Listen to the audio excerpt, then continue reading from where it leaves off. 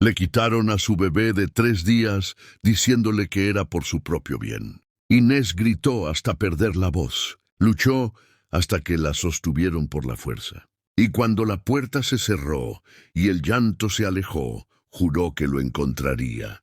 16 años de búsqueda, 16 años de dolor. Pero lo que descubrió aquella tarde de abril era algo que jamás imaginó posible. Antes de continuar, dime desde dónde me ves. Y si este inicio te atrapó, dale like y sígueme. Ecos del alma. Todos los días, una historia que el alma no olvida. La tormenta azotaba las ventanas del palacio. Mendoza aquella noche de 1782. Pero ningún trueno era tan ensordecedor como los gritos que resonaban en la alcoba principal. «¡Fuera de mi casa!», bramó don Rodrigo Mendoza, marqués de Valdemar, señalando la puerta con mano temblorosa. «¡Fuera antes de que mande llamar a la guardia!». Inés de Santillana, de apenas 19 años, sostenía contra su pecho un bulto envuelto en mantas blancas. Sus ojos verdes, normalmente llenos de vida, estaban hinchados de tanto llorar. El cabello castaño se le pegaba al rostro mojado por lágrimas y sudor. «Padre, por favor», suplicó con voz quebrada. «Es mi hijo, es su nieto. No puede...». «Mi nieto». La risa del marqués fue cruel, cortante como un cuchillo. «Ese bastardo no lleva ni una gota de sangre noble. Es el fruto de tu deshonra, de tu pecado con ese don nadie». Doña Clemencia, la madre de Inés, permanecía en un rincón de la habitación, pálida como un fantasma, retorciendo un pañuelo entre sus manos enjolladas. No dijo nada, no hizo nada, solo observaba. «Adrián no es un don nadie», susurró Inés, aferrándose más al bebé que comenzaba a llorar.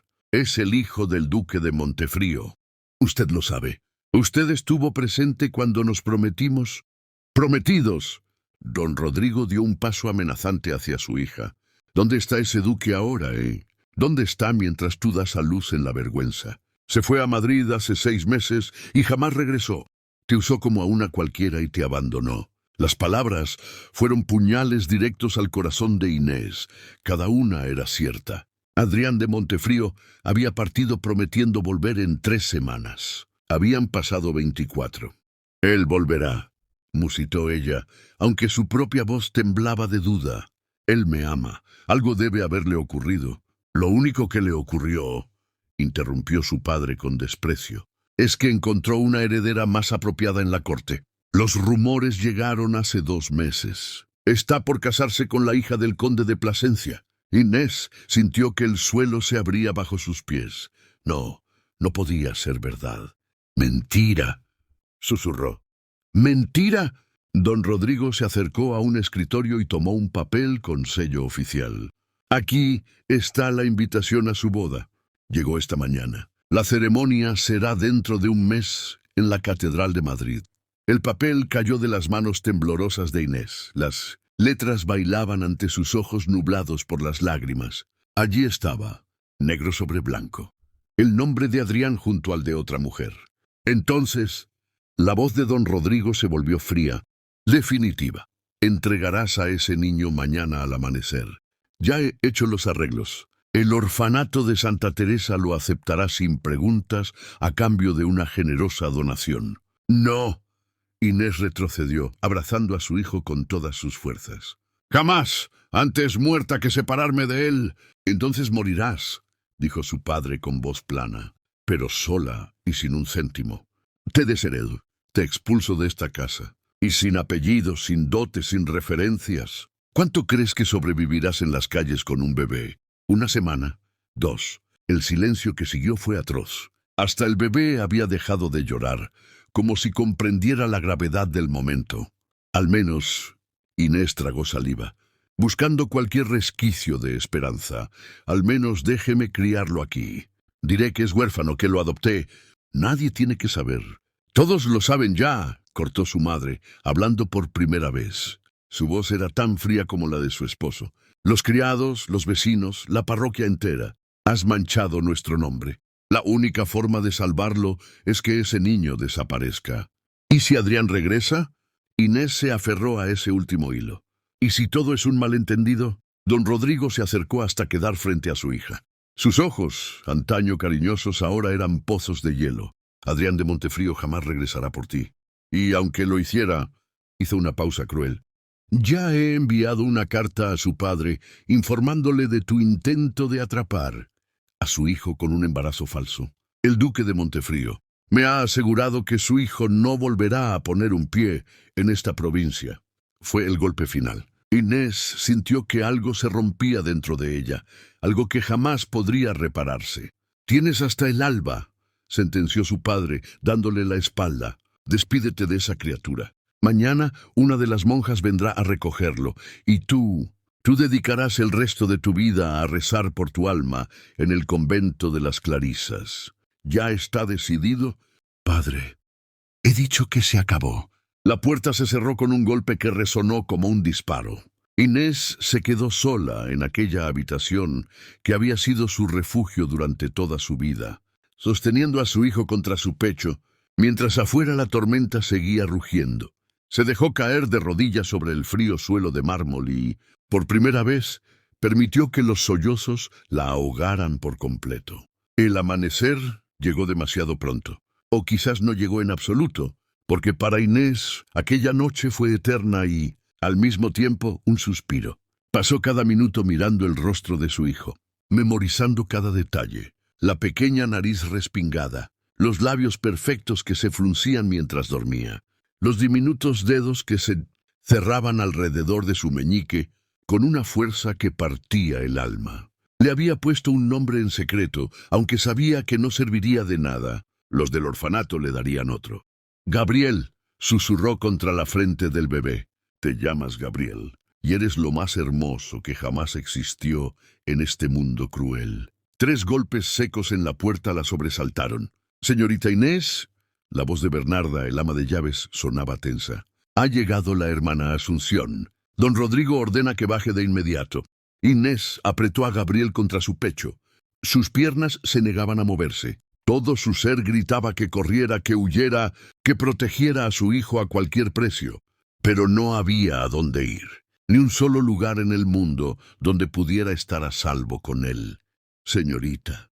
Bernarda entró sin esperar respuesta. Sus ojos ancianos estaban rojos. Por favor, no haga esto más difícil. El marqués está furioso. Si se resiste, ¿Podría qué? Inés levantó la mirada y algo en ella hizo que Bernarda retrocediera. ¿Quitármelo por la fuerza? ¿De eso es capaz mi padre? Bernarda no respondió. No hacía falta. Ambas conocían la respuesta. Con movimientos que parecían pertenecer a otra persona, Inés se puso de pie. Cada paso hacia la puerta era como caminar hacia el cadalso. En el vestíbulo principal, una mujer delgada, vestida con hábito negro, la esperaba. La hermana Asunción tenía un rostro afilado y unos ojos pequeños que evaluaban todo con fría eficiencia. Es un varón sano, según me informaron, dijo a modo de saludo, sin la más mínima calidez. Eso está bien. Los varones son más fáciles de colocar. ¿Colocar? Repitió Inés. Habla de mi hijo como si fuera un mueble. Hablo de él como lo que es, replicó la monja. Un niño sin nombre que necesita un techo. Santa Teresa se lo dará. Debería estar agradecida. Tiene nombre, susurró Inés. Se llama Gabriel. La hermana Asunción extendió los brazos con gesto impaciente. Los nombres del orfanato los ponemos nosotras. Política de la institución. Evita que los niños se encariñen con su pasado. No. Inés retrocedió, abrazando a Gabriel con fuerza. No puedo. Padre, por favor. Se volvió hacia don Rodrigo, que observaba la escena con los brazos cruzados. Por favor, déjeme quedármelo. Haré lo que sea. Me iré lejos, cambiaré de nombre, fingiré ser viuda. Nadie tiene que saber. Ya hemos tenido esta conversación. La voz de su padre era de acero. La decisión está tomada. ¡Es mi hijo! El grito resonó en las paredes de mármol del vestíbulo. Hasta la hermana Asunción pareció sobresaltarse. Era tu hijo, corrigió don Rodrigo con frialdad. Ahora es solo una carga de la que debemos deshacernos para salvaguardar el honor de esta familia. Algo se rompió en Inés en ese momento. No fue su corazón, eso ya estaba destrozado. Fue su espíritu. La parte de ella que aún creía que el amor podía vencer, que la familia significaba algo, que había bondad en el mundo. «Está bien», dijo con voz muerta. «Está bien. Pero, pero déjeme tener un momento más, solo un momento más, para despedirme». Don Rodrigo asintió brevemente, aunque no se movió de su posición, vigilante, como si temiera que su hija intentara huir. Inés se acercó a la ventana, donde la luz del amanecer comenzaba a filtrarse entre las cortinas. Meciendo suavemente a Gabriel, comenzó a cantarle en voz baja una nana que su propia madre le había cantado cuando era niña. Irónico, pensó, que recordara esa ternura ahora, cuando doña Clemencia ni siquiera había bajado a despedirse de su nieto. «Duerme, mi niño, duerme ya, que los ángeles del cielo te cuidarán». Su voz se quebró en la última palabra. Besó la frente de Gabriel 1, 2, 3 veces. Memorizó su olor a leche y a inocencia. Grabó en su memoria el peso de su cuerpecito contra su pecho. «Perdóname», susurró contra su oído. «Perdóname por no ser lo suficientemente fuerte. Perdóname por no poder protegerte. Pero juro». Su voz se endureció con una determinación férrea. «Juro por todo lo sagrado que algún día te encontraré. No sé cómo, no sé cuándo, pero te encontraré, Gabriel. Y cuando lo haga, nada ni nadie volverá a separarnos». Con un último beso, se obligó a caminar hacia la hermana Asunción. El intercambio fue rápido, clínico. Las manos de la monja tomaron a Gabriel con la eficiencia de quien ha hecho esto cientos de veces. El bebé, sintiendo el cambio, comenzó a llorar. «Mamá está aquí», murmuró Inés, aunque sus brazos ya estaban vacíos. «Mamá está aquí», pero no era cierto. Mamá no estaba allí. Mamá estaba siendo arrastrada hacia atrás por Bernarda mientras gritaba y se retorcía, mientras la hermana Asunción salía por la puerta principal con paso firme, mientras el llanto de Gabriel se alejaba cada vez más, hasta convertirse en un eco y luego en silencio. Cuando la puerta se cerró, algo murió dentro de Inés de Santillana, y algo nuevo, algo oscuro y terrible, comenzó a nacer. 16 años después, primavera de 1798, Inés de Santillana ya no existía. En su lugar había una mujer llamada simplemente Señora Inés, propietaria de una modesta casa de huéspedes en los arrabales de Sevilla. Su cabello castaño ahora tenía hebras plateadas en las sienes. Su rostro, aunque todavía hermoso, llevaba las marcas de años de silencio y dolor contenido. Nadie en Sevilla conocía su historia. Nadie sabía que había sido hija de un marqués. Nadie preguntaba por qué una mujer de modales claramente refinados regentaba una casa de huéspedes y rechazaba cualquier propuesta de matrimonio que le llegaba. Inés vivía para una sola cosa: encontrar a su hijo. Durante 16 años había ahorrado cada moneda. Había sobornado a monjas, investigadores privados, funcionarios corruptos. Había visitado orfanatos por toda Andalucía. Había seguido cada pista, por insignificante que pareciera, y todas la habían llevado a ninguna parte. El rastro de Gabriel se había esfumado como humo. El orfanato de Santa. Teresa insistía en que no había registros de un bebé varón ingresado aquella fecha. Los documentos, decían, se habían perdido en un incendio 5 años atrás. Conveniente, demasiado conveniente. Inés sabía que alguien había pagado para borrar toda evidencia. Su padre, probablemente. O quizás el duque de Montefrío, el padre de Adrián, asegurándose de que ningún bastardo manchara su linaje. Aquella tarde de abril, Inés estaba en el pequeño jardín trasero de su casa, podando rosales, cuando escuchó el estruendo de cascos en la calle principal. No era inusual. Sevilla era una ciudad transitada. La puerta del carruaje se abrió, y el mundo de Inés se detuvo. Adrián de Montefrío, duque de Montefrío tras la muerte de su padre, bajó del carruaje con la elegancia que solo dan años de privilegio. Tenía 37 años ahora. Seguía siendo devastadoramente apuesto, aunque había ganado una dureza en el rostro que no tenía a los 21. Su cabello negro tenía algunas canas distinguidas. Vestía de negro riguroso. Sus ojos, esos ojos oscuros que Inés había amado con locura, Recorrieron la fachada de la casa hasta encontrarla a ella, de pie entre los rosales con tijeras de podar, en mano y un vestido sencillo de algodón. El reconocimiento fue instantáneo y devastador. «Inés». Su voz atravesó el jardín como una flecha. Ella no respondió. No podía. 16 años de rabia, dolor, traición y amor no correspondido se agolparon en su garganta como un grito ahogado. Adrián avanzó hacia ella con paso decidido. 2 sirvientes lo seguían, pero él los detuvo con un gesto. «Déjennos».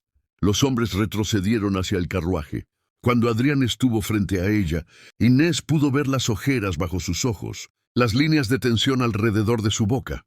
No parecía el hombre que se había casado con otra y había construido una vida de privilegio.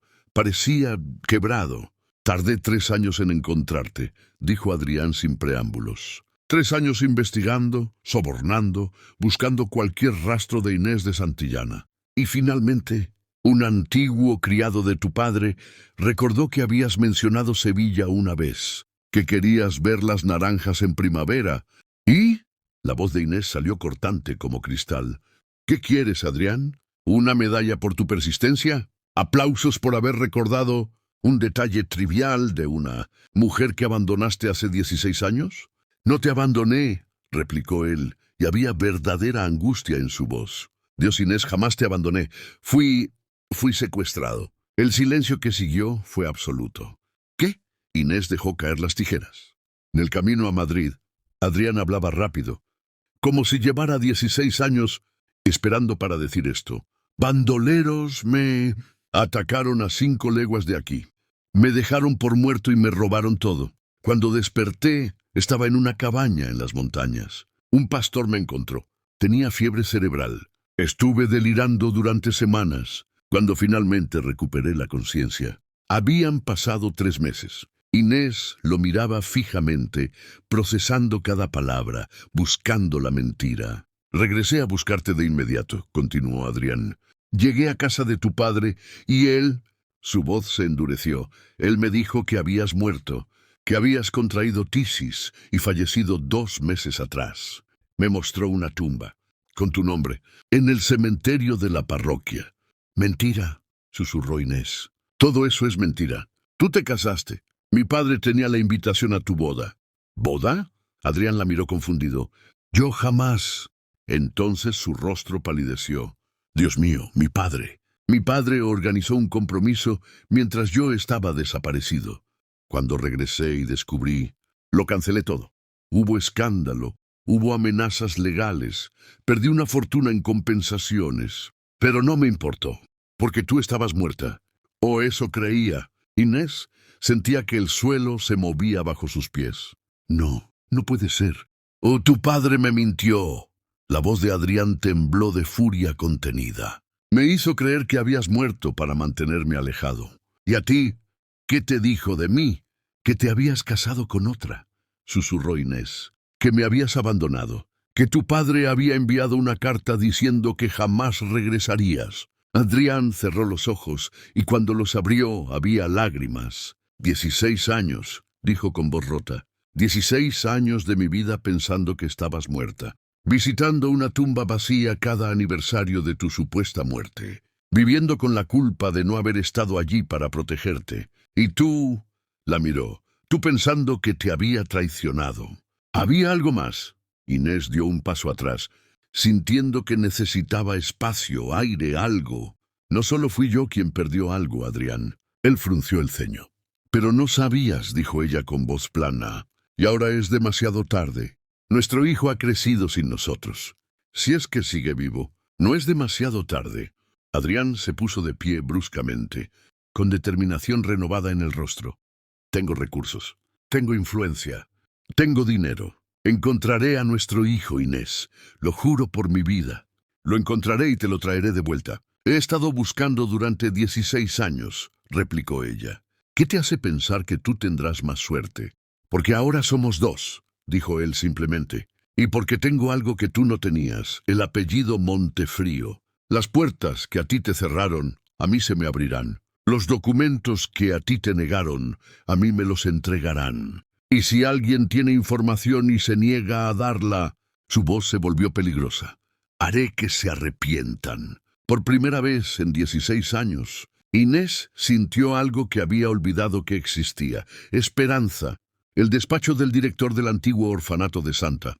Teresa olía a humedad y a secretos enterrados. El padre Gregorio, un hombre grueso de unos 60 años con sotana raída, miraba nervioso al duque de Montefrío, que ocupaba todo el espacio con su mera presencia. Excelencia, como ya expliqué a la señora en ocasiones anteriores, los registros de aquel año fueron destruidos en un incendio.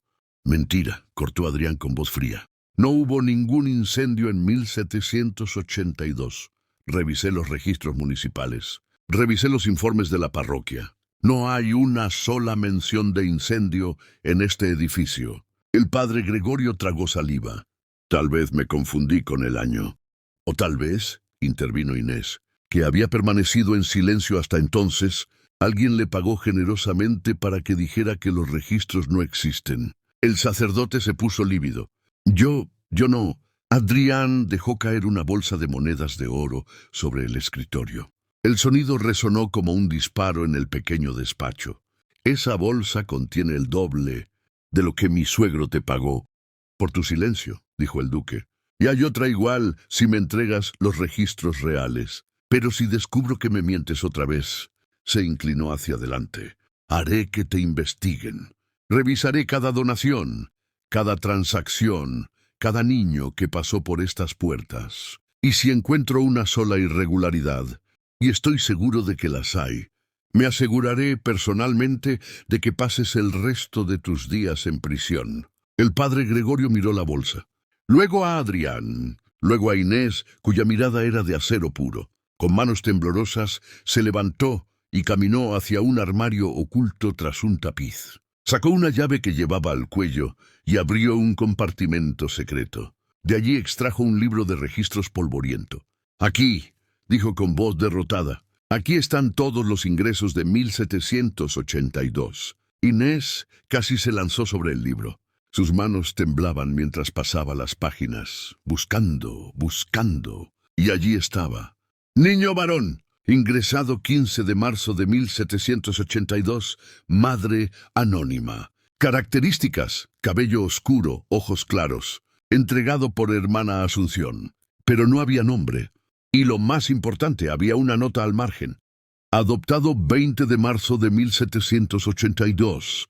Familia Romero. Destino Calles. Familia Romero. Inés levantó la vista. ¿Quiénes son? El padre Gregorio parecía cada vez más pequeño. Un matrimonio sin hijos. Gente adinerada. Él era comerciante naval. Vinieron específicamente pidiendo un niño recién nacido de buena apariencia. Pagaron una suma considerable. ¿Compraron a mi hijo? La voz de Inés era peligrosamente baja. No fue así exactamente. ¿Dónde están ahora?, rugió Adrián. No lo sé. El sacerdote retrocedió. Se fueron a Cádiz. Eso es todo lo que sé. Eso es todo lo que hay en los registros. Lo juro. Adrián tomó el libro y lo cerró con fuerza. Nos lo llevamos. Y si estás mintiendo, padre, reza para que Dios sea más misericordioso que yo. Salieron del orfanato con la primera pista real en 16 años. En el carruaje, Inés no podía dejar de mirar la página que había marcado con su dedo. Cádiz, murmuró. Está en Cádiz. O estuvo, corrigió Adrián suavemente. Han pasado 16 años, Inés. La familia pudo haberse mudado. El niño, Gabriel, pudo haber sido transferido a otra familia. O peor. No digas eso, cortó ella. No te atrevas a decir eso. Está vivo. Lo sé, una madre sabe estas cosas. Adrián tomó su mano. Era la primera vez que se tocaban desde su reencuentro. Lo encontraremos, prometió. Aunque tenga que revisar cada casa en Cádiz, aunque tarde otros 16 años. Lo encontraremos. El viaje a Cádiz tomó 3 días. 3 días en los que Adrián le contó a Inés todo lo que había vivido en su ausencia. Cómo había renunciado al compromiso arreglado, escandalizando a toda la nobleza. Cómo había rechazado a todas las herederas que su familia le presentaba. Cómo había vivido visitando una tumba falsa, hablándole a la tierra como si ella pudiera escucharlo. Jamás me casé, dijo en la segunda noche, mientras descansaban en una posada. Hubo presión, amenazas incluso de desheredarme. Pero no pude. Cada vez que consideraba la idea, veía tu rostro. Y aunque creía que estabas muerta, parte de mí sentía que casarme con otra sería traicionarte. Inés lo escuchaba en silencio, procesando. 16 años de odio no se disuelven en 3 días. Pero lentamente, muy lentamente, algo comenzaba a ablandarse en su corazón. ¿Y tu padre?, preguntó. ¿Él sabía? Murió hace 5 años, respondió Adrián con voz neutra. De apoplejía. Antes de morir, intentó confesarme algo, pero no pudo articular las palabras. Ahora me pregunto. Me pregunto si intentaba decirme la verdad sobre ti. ¿Y mi padre?, dijo Inés. ¿Sabes algo de él? Adrián vaciló. Perdió todo. Malas inversiones, deudas de juego. El Palacio Mendoza fue embargado hace 8 años. Él y tu madre viven ahora en una pequeña casa en los suburbios de Granada. Tu hermano menor heredó el título, pero no la fortuna. Inés no sintió nada, ni satisfacción ni pena. Su padre era un extraño para ella ahora. Bien, fue todo lo que dijo. Llegaron a Cádiz al atardecer del tercer día. La ciudad portuaria bullía de actividad. Barcos de todo el mundo atracaban en sus muelles. El olor a sal y pescado impregnaba el aire. Encontrar a la familia Romero resultó más fácil de lo esperado. El apellido era conocido en los círculos comerciales, pero las noticias que recibieron fueron devastadoras. Ramón Romero y su esposa, Catalina, murieron hace 10 años, les informó un notario local. Naufragio, su barco se hundió en una tormenta cerca de las Azores. Toda la tripulación pereció. Inés sintió que el mundo se desmoronaba de nuevo. ¿Y el hijo? Apenas pudo preguntar. Tenían un hijo adoptado. Ah, sí, el notario revisó algunos papeles. Joven Tomás Romero. Heredó el negocio, aunque estaba en quiebra para entonces. Creo que trabaja en los muelles ahora. Como estibador o algo así. Una verdadera caída en desgracia. ¿Tomás?, repitió Inés. ¿Se llama Tomás? Así lo registraron sus padres adoptivos. Es un muchacho de unos 16 años. 17 tal vez. Alto, de cabello oscuro. Lo he visto por el puerto algunas veces. Adrián e Inés intercambiaron una mirada. Su hijo estaba vivo y estaba aquí, en esta misma ciudad, después de 16 años de búsqueda, de dolor, de esperanza casi perdida. Finalmente estaban cerca. Llévenos a él, ordenó Adrián. Ahora. El notario los guió por las calles, empedradas del puerto, hasta llegar a los muelles principales. Allí, entre decenas de hombres descargando cajas y barriles, señaló a una figura alta que trabajaba sin camisa bajo el sol poniente. Era un joven de complexión atlética, con cabello negro azabache y piel bronceada por años de trabajo al sol. Cargaba sacos que pesaban más que él con aparente facilidad. Pero lo que hizo que Inés se detuviera en seco fueron sus ojos. Cuando el muchacho se volvió para tomar otro saco, ella pudo verlos claramente. Eran verdes, verde esmeralda, exactamente como los suyos. «Gabriel», susurró, como si hubiera escuchado su nombre real a través del tiempo y la distancia. El joven levantó la vista, y sus miradas se encontraron. Tomás Romero dejó caer el saco que cargaba. Algo en la mirada de aquella mujer elegante lo había golpeado como un puñetazo en el estómago. No la conocía. Estaba seguro de que jamás la había visto antes. Y sin embargo, había algo familiar en ella, algo que hacía eco en una parte olvidada de su alma. «¿Puedo ayudarlos?», preguntó con cautela acercándose.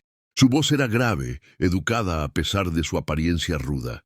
«Si buscan contratar carga, el capataz está en la oficina del muelle 3. Inés no podía hablar. Las palabras se habían evaporado. Simplemente miraba a su hijo, memorizando cada detalle. Era alto, mucho más alto que Adrián. Tenía la mandíbula fuerte de su padre, pero los ojos y los labios eran de ella. Y había una pequeña cicatriz sobre la ceja izquierda que hizo que su corazón se encogiera. ¿Cómo se la había hecho? ¿Había estado sola cuando pasó? ¿Alguien lo había consolado? Adrián, notando que Inés estaba paralizada, dio un paso adelante. «¿Eres Tomás Romero?», preguntó. El joven frunció el ceño. Sí, ¿quiénes son ustedes?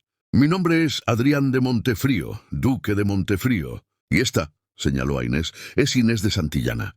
Necesitamos hablar contigo.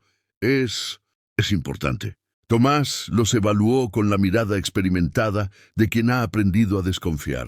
En los muelles los estafadores abundaban, pero había algo en la seriedad de este hombre, en la forma desesperada en que la mujer lo miraba, que le dijo que esto no era un engaño.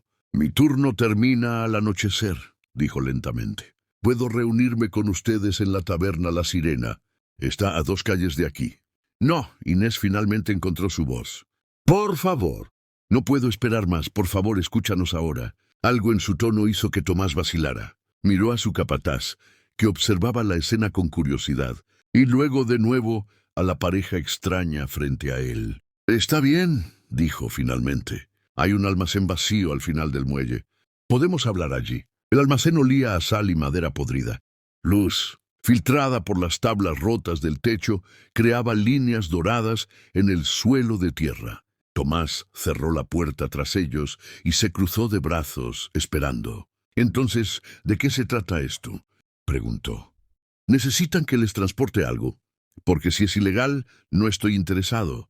Ya tuve suficientes problemas con... No es nada de eso, interrumpió Adrián. Tomás, ¿te han hablado alguna vez de tu adopción? El joven se puso rígido. ¿Cómo saben que soy adoptado? Porque hemos estado buscándote durante 16 años, dijo Inés con voz temblorosa. Desde el día en que te arrebataron de mis brazos cuando tenías 3 días de vida. Tomás retrocedió un paso, como si las palabras fueran físicas. ¿Qué? Tu nombre real no es Tomás, continuó Inés, las lágrimas corriendo por sus mejillas. Te llamé Gabriel, Gabriel de Montefrío. Y yo soy tu madre. El silencio que siguió fue ensordecedor. Tomás miraba alternativamente a Inés y a Adrián, procesando, rechazando, queriendo creer y temiendo hacerlo al mismo tiempo. Eso es imposible, dijo finalmente. Mis padres, Ramón y Catalina Romero, me adoptaron del orfanato. Me lo dijeron cuando tenía 10 años. Me dijeron que mi madre biológica había muerto en el parto y que no había familia que pudiera cuidarme.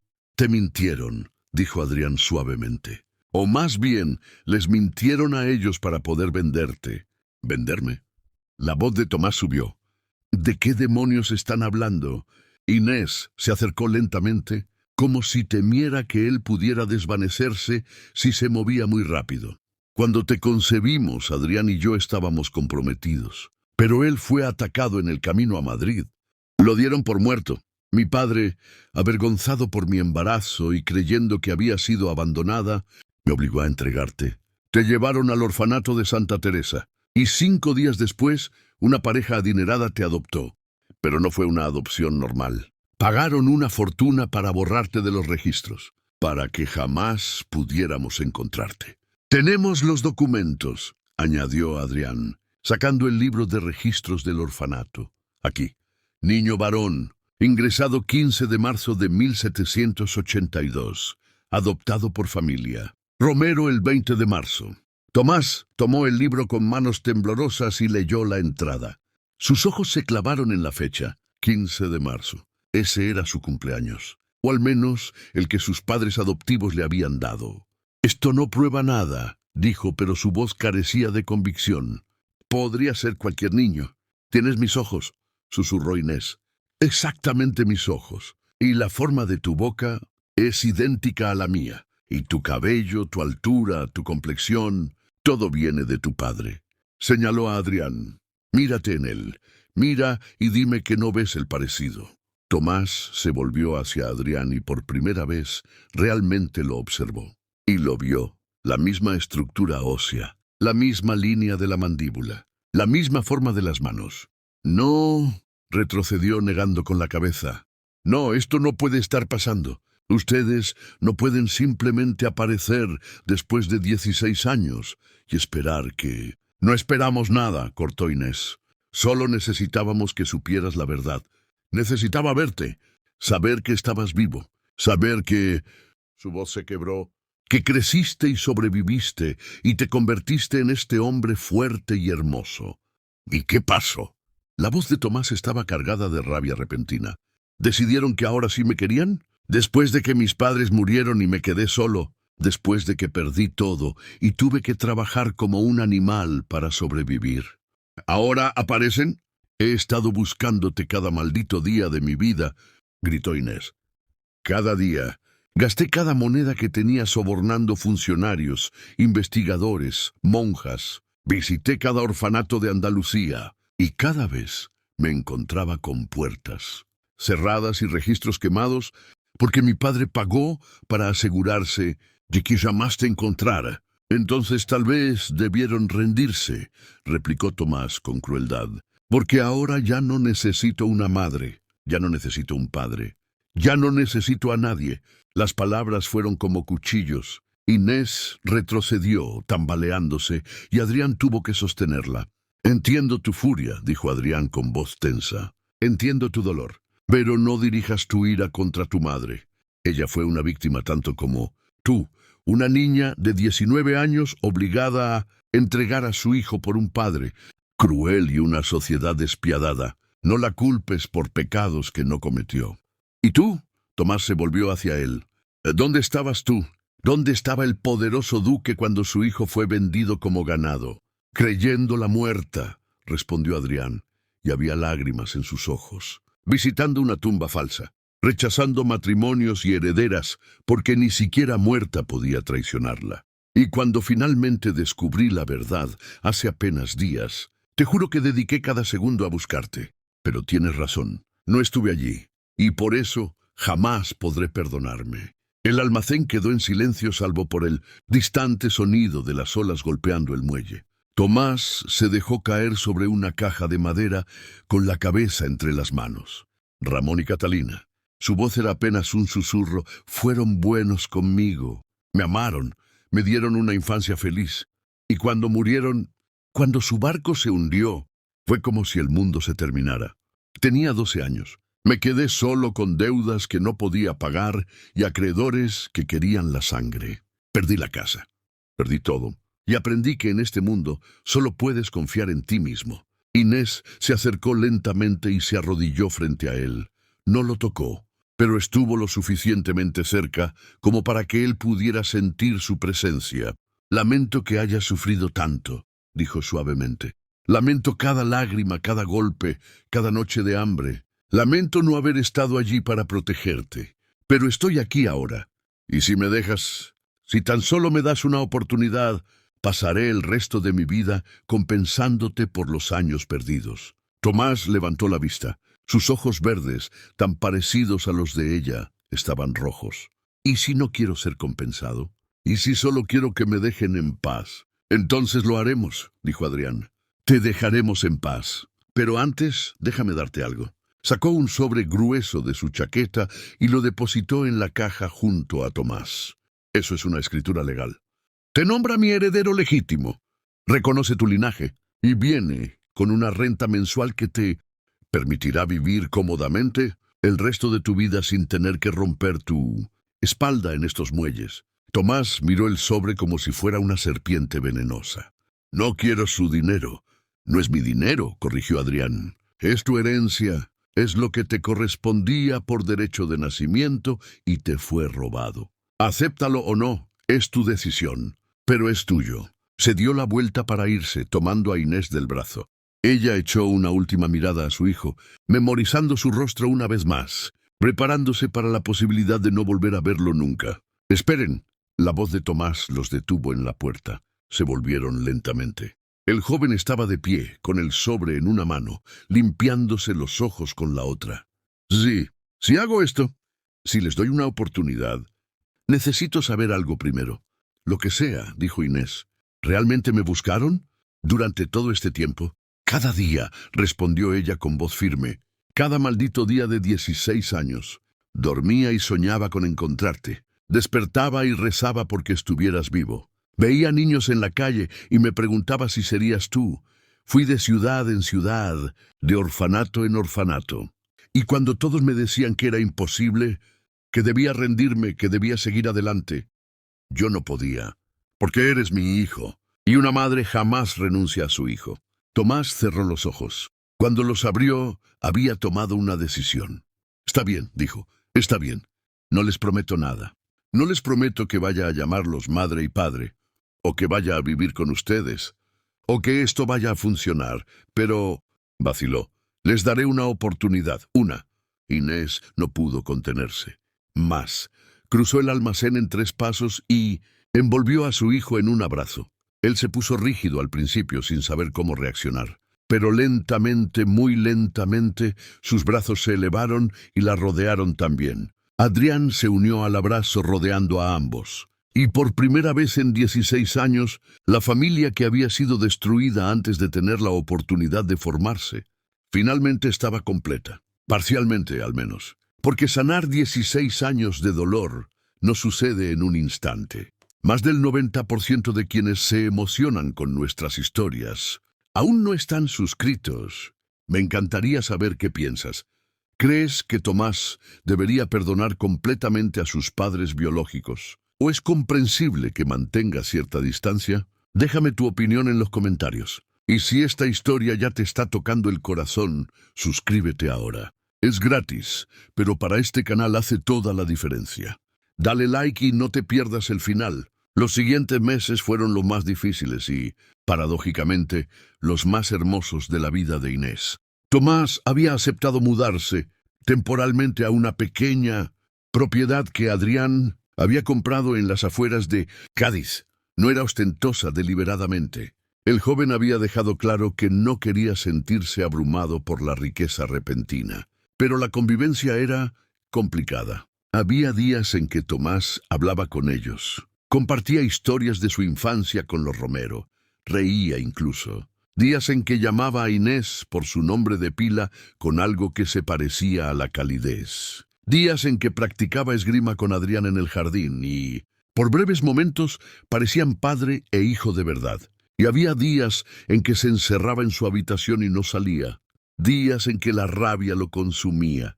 Días en que gritaba que esto era un error, que no pertenecía a este mundo de títulos y privilegios, que él era un estibador y siempre lo sería. Una noche, 3 meses después del reencuentro, Inés encontró a Tomás en el jardín mirando las estrellas. Se sentó junto a él en silencio. Los Romero me llevaban a observar las estrellas, dijo él sin mirarla. Don Ramón me enseñaba las constelaciones. Me hablaba de sus viajes por mar, de las tierras lejanas que había visto.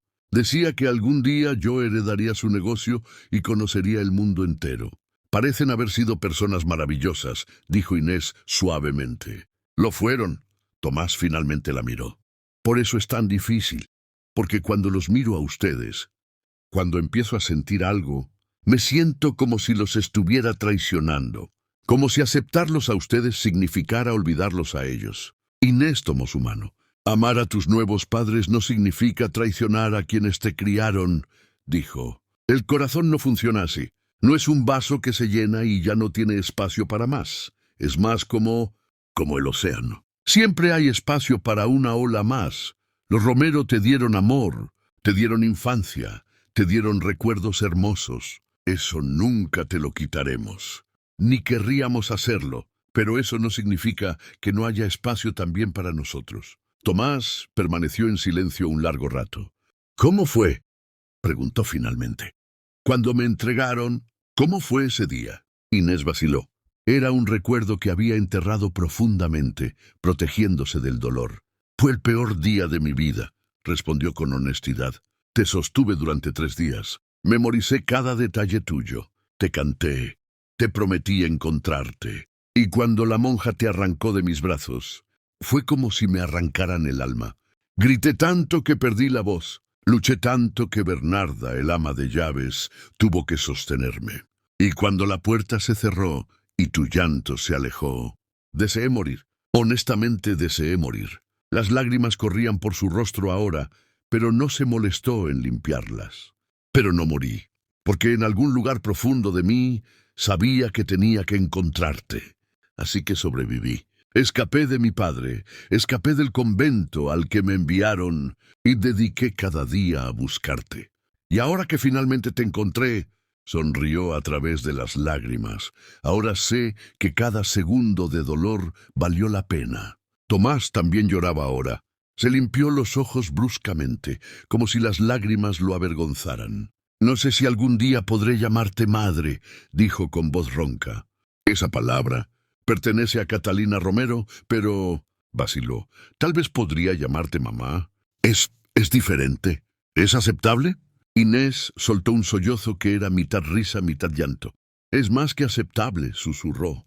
«Es perfecto». Tomás se inclinó y, por primera vez por iniciativa propia, la abrazó. «Mamá», probó la palabra. «Mamá Inés, mi hijo», respondió ella aferrándose a él. «Mi precioso hijo». No supieron cuánto tiempo permanecieron así. Podría haber sido minutos u horas. El tiempo había dejado de importar. Cuando finalmente se separaron, Tomás se puso de pie.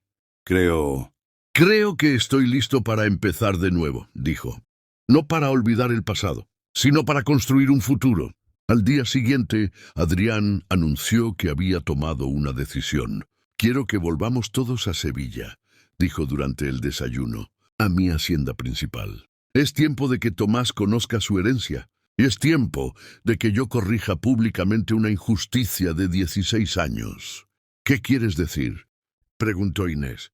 «Quiero casarme contigo», dijo Adrián simplemente, «como debimos habernos casado hace 16 años. Y quiero que nuestro hijo esté presente. Quiero que el mundo entero sepa que Gabriel de Montefrío no es un bastardo. Es mi heredero legítimo, reconocido, amado». Inés se quedó sin aliento.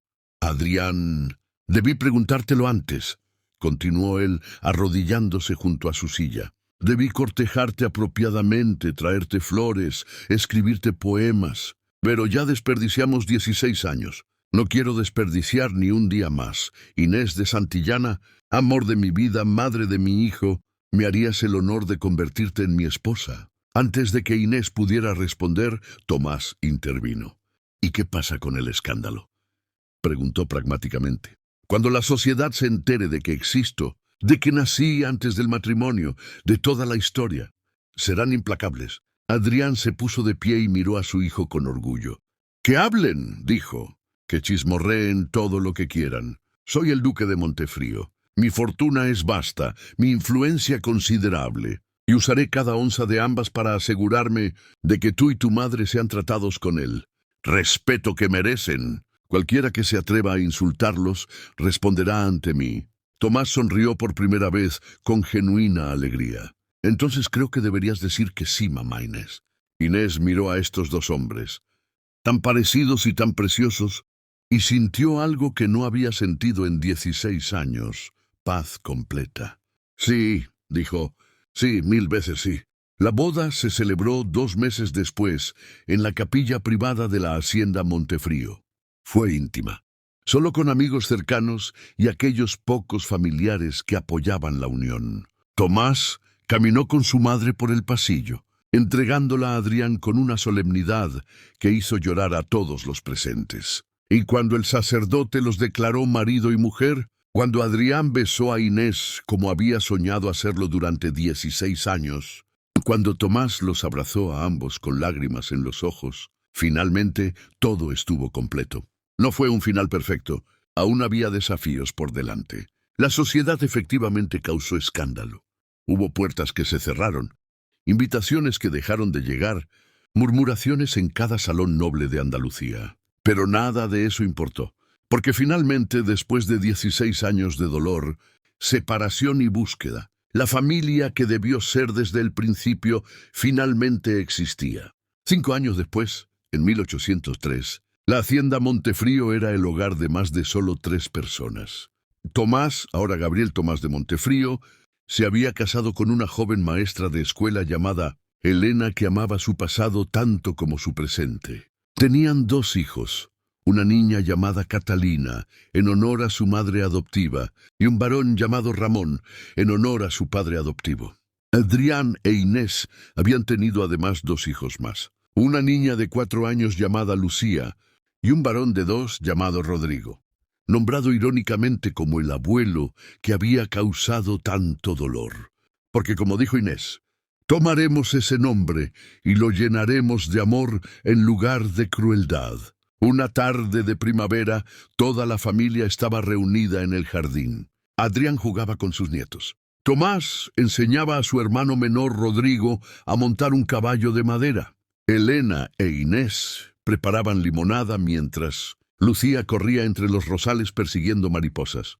¿Eres feliz?, preguntó Elena a Inés en voz baja. Inés miró a su alrededor, a su esposo riendo con los niños, a su hijo primogénito, ya no un joven lleno de rabia, sino un hombre en paz, a sus hijos menores, creciendo sin conocer el dolor que había definido su propia juventud. Sí, respondió. Costó 16 años de lágrimas. Costó dolor que creí no podría sobrevivir. Pero mira lo que salió de esas cenizas. Mira esta familia. Esta hermosa, imposible, preciosa familia. Elena sonrió. ¿Alguna vez has visto a tu padre? Don Rodrigo. Inés negó con la cabeza. Murió hace 2 años. Pobre y solo. Mi madre envió una carta pidiéndome que fuera al funeral. No fui. ¿Lo lamentas? No, dijo Inés con honestidad. Ya he desperdiciado mucho tiempo en amargura. Elegí enfocar mi energía en amar a quienes me aman de vuelta. La vida es demasiado corta para otra cosa. En ese momento, Tomás se acercó con el pequeño Ramón en brazos. Mamá, dijo ya cómodo con la palabra. Ramón quiere que le cuentes la historia de las estrellas que te conté. ¿La de las constelaciones de don Ramón Romero?, preguntó Inés. Esa misma. Inés tomó a su nieto en brazos y se sentó bajo el naranjo donde, años atrás, su mundo se había reunificado. Había una vez un hombre bueno que amaba el mar y las estrellas, comenzó. Y cuando encontró a un niño que necesitaba amor, le dio todo el que tenía. Le enseñó a ser fuerte, a ser bondadoso, y a siempre mirar hacia arriba, hacia las estrellas, porque sin importar qué tan perdido te sientas, las estrellas siempre te guiarán a casa. Adrián se sentó junto a ella, pasando un brazo por sus hombros. Sus otros hijos se acercaron, acomodándose alrededor de sus padres. Y bajo el cielo andaluz, que comenzaba a teñirse de naranja con el atardecer, la familia de Montefrío existía en perfecta armonía. No había borrado el pasado, pero habían creado un futuro donde el amor finalmente había triunfado. Inés tuvo que ser muy valiente, ¿verdad? Me encantaría saber tu opinión. ¿Qué habrías hecho tú en su lugar? ¿Habrías seguido buscando durante 16 años o el dolor habría sido demasiado? Déjamelo en los comentarios, los leo todos. Y si aún no eres parte del canal, suscríbete para que no te pierdas nuestra próxima historia. Recuerda, el amor siempre encuentra el camino a casa, sin importar cuánto tiempo tome. Fin. Hasta mañana.